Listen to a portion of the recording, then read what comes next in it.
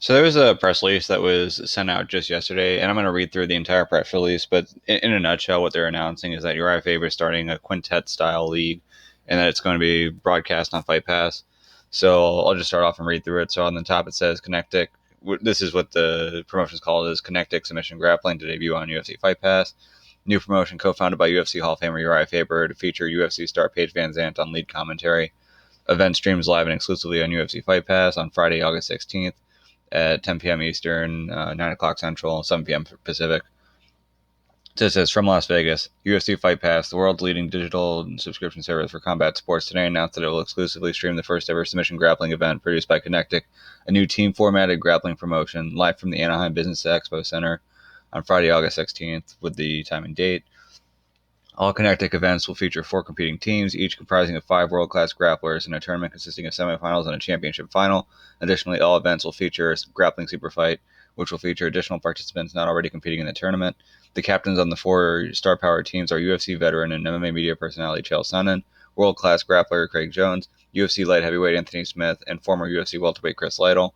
Co-founded by UFC Hall of Famer Uriah Faber, Las Vegas entrepreneur Keith Veltre, and award-winning combat sports announcer Sean Wheelock. Kinektic is a unique tournament-style promotion that will feature athletes from various combat sports disciplines, including mixed martial arts, grappling, jiu-jitsu, wrestling, and more. Being a lifetime mixed martial artist and dedicating 27 years to the world of grappling, I'm excited and honored to be founder of this new Kinektic promotion, said Uriah Faber. We want to bring the technique, fierce competitiveness, and star power to the world's best grappling talent to the masses, and UFC Fight Pass is allowing us to do exactly that by showcasing our event to their subscribers. Faber, who is named Kinektic's Vice President of Business Development, will also serve as a mat side and backstage interviewer. Joining Faber will be UFC Women's Flyweight Paige VanZant, who will serve as lead color commentator, and Sean Wheelock, who will provide play-by-play commentary. The one-night tournament consists of bouts with 8-minute time limits. Losers of the semifinal matches are eliminated. Draws result in the elimination of both athletes, and the first team with 5 members eliminated will be out of the competition. The surviving team will be declared a winner. A feature unique to Kinektic Grappling is the order in which athletes compete is not predetermined. There are 30 seconds between each bout, and each team captain will be responsible for strategically deciding which team member will participate next. All members of each team must compete at least once. Captains will also have the option to compete for their team. And that's just saying ticket information, full rosters, and everything else will be announced soon. So the obvious thing that a lot of people are pointing out right away is that this seems like Uriah Faber is just stealing everything from Quintet, which is Kazuki Sakuraba's promotion. As far as I know, what Quintet has is not protected by law in terms of like the format. So it's not as though like he has like a copyright on grappling tournaments that feature 5-man teams or anything like that. So it's not as though what Uriah Faber is doing is illegal. Faber did compete at Quintet himself, so there's some relationship between him and Sakuraba. It's possible that he did this with Sakuraba's blessing. I know after Eddie Bravo started doing the EBI rules that there were a lot of other promotions, including grappling including Submission Underground, who started doing that. And Eddie Bravo was fine with it because he's like, that's fine. It's just making the rule set more popular and more widely used. So it's possible that Sakuraba is okay with this too, and he has no issue with Uriah Faber taking that rule set and sort of making it his own in this Kinektic thing. The only main difference, as I mentioned before, is that in Quintet the orders are predetermined, whereas this you kind of decide on the fly. Now, as far as how successful I think this is going to be, I mean, it depends. It sounds like they're going to be bringing in a lot of big names to the grappling competition, so it's only going to cost them a lot of money. As far as the money they're going to get back, it doesn't seem like they're going to make a ton of money from Fight Pass.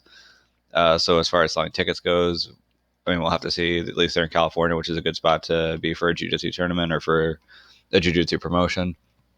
As far as the broadcast aspect of it, having Paige VanZant as the lead color commentator, I guess it's hard for me to judge too much because I haven't heard Paige VanZant do commentary before. So maybe she's great at it.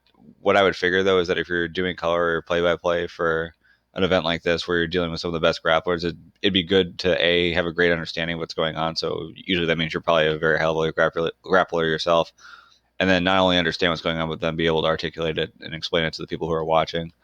I don't know that Paige VanZant would fit into either of those, so that could be a bit of an issue. I guess that might be where they're leaning on Sean Wheelock to get a little bit more in detail. So we'll see how that goes. I guess just reading it on paper, I don't know that it seems like the best fit. I think Paige VanZant's probably a better personality to be in front of the camera, not behind a mic. But they'll do this in August, and we'll see how it works out from then. Maybe it's a great fit, maybe it's not, but that remains to be seen.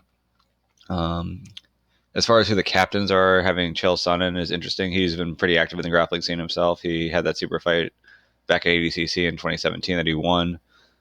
He's done some other competitions as well. He actually did compete in that ADCC in addition to the super fight, although he didn't do particularly great. But he had to face Craig Jones, which is not a good matchup for him. Typically, if you're a wrestler, the kind of guys you don't want to deal with are guys who have dynamic guards or guys who are really good at leg locks, and Craig Jones is very good at leg locks. So that match went about as expected. Speaking of Craig Jones, he's also going to be team captain. And one of the interesting things about having Craig Jones as the team captain is that on one of the recent episodes of the Mapring podcast, which is that podcast that Josh Hinger and Keenan Cornelius are doing, Keenan was saying that he was working on something with Craig Jones that had yet to be announced. I don't know if this is it, but there's a good chance that this is it. So this could mean that Keenan Cornelius will be either a part of that team or he'll be competing at the event, which is pretty cool to have a guy at his level who, though he hasn't won a world title at black belt, he's beaten plenty of guys who have. And you could argue that if the officiating at IBJJF was better, he may have won a world title by now. But I mean, what do you do? Even this year, before he got injured, he defeated Nicholas Marigali, who won a world title this year.